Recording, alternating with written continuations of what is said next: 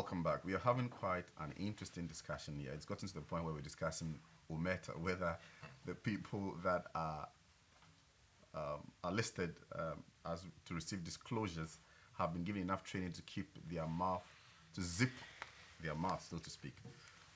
So you Roland. Yeah. So back to that again. I have you think they are not trained enough? People are not trained enough. Yeah, people are not trained enough to. You agree with Egbert? I agree with him. I also want to highlight some of the challenges with the act, which are more ingrained in terms of our culture, that we need to do more just than saying it. One, if you want to look at translate the Whistleblower Act into the various languages, it's not a palatable word. In one language, it means that you are a gossiper, or even in Tree, it will be like a conqueror. What do you say in your language? What do you say? Yelbiha. Yelbiha. Which means what? Which means a gossiper. Oh yes. So if you translate it, and nobody wants. But isn't that a loose translation? It doesn't mean whistleblower. Whistleblower, like we want to. But look at a concept of journalism, newspapers. Say Kowakrata. Meaning what? Kowa is virtually bordering on Kokonsa, so to speak. People who are so an act that sanctions Kokonsa. Yeah, essentially. And the people have a problem with that. People have a problem. Secondly, in our society, we actually have this close association with people that are around now, even by tribe, by school, by religion, and all that. And you find it very sometimes offensive or hard to kind of find your neighbor, your friend, your brother being punished. And therefore, people who even when you've had chiefs troop to the castle exactly to plead for their kinsman who is being arraigned before court to have his day in court. Exactly, and this has actually been taken up even by the elite in the country, particularly political elite. So you see political parties storming courts with masses of people. They wouldn't let they will not even wait to see what the court decision is. And what the process is, whether it's the court process. It's a shame on us, isn't it? And that is the attitude. And if we report, if people are seeing it on TV, on radio, and newspapers, what does it tell the people?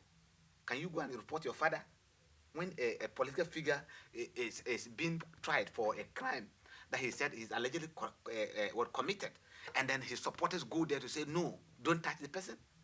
So we have people who should know better. People who should know better. I mean, they are actually stoking exactly. these people. So these are some of the challenges. Then secondly, we don't punish people for crime done in this country. Not only listen, we have done we did an assessment of the Public Accounts Committee reports. Go and find out. We did about 5 years back. Mm-hmm. None of them has been punished. What they can do, the most they do is to counter. We are doing reform. So let's say if there was some loopholes that the person taking advantage of, they just go back and do some reforms. And you can even see our commissions of inquiry. So it's not a disincentive for people to stop. No, look at our commission of inquiry into crimes.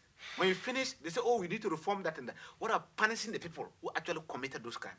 We don't punish them. We do a white paper, isn't it? We don't punish, and even those that are punished.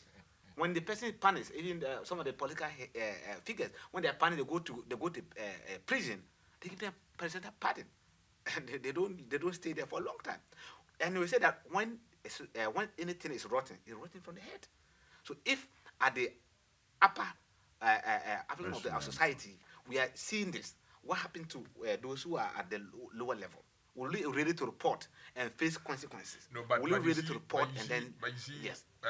I think that when it comes to these issues of punishment, we have a lot to do because apart from crime that is crime essentially that requires custodial sentences, it's about time that our justice system also takes a look at suspended sentences and what have you.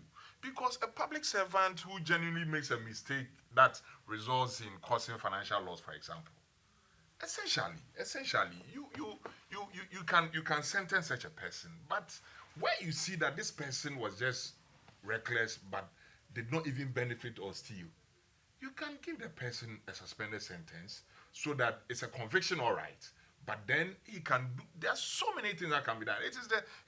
This person must go to prison at all costs. Fixation that is also pushing some of our people to do the kinds of things that they do. But back to your earlier point that you also raised about our sociological and if you like cultural perceptions and backgrounds. What are you going?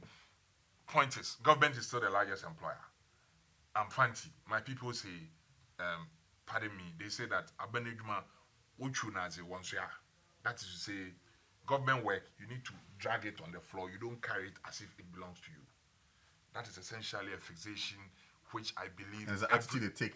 Yes, everyone has, every ethnic grouping in Ghana has one or other, justification for why you don't have to be champion over government work. And so Nana Koblank itself, for example, the chief of Escado, is saying that, look, we need to change some of these concepts and say, instead of saying Aban Ejuma, we should say Oman Ejuma. That is to say, this is work for the nation. Yes. So let's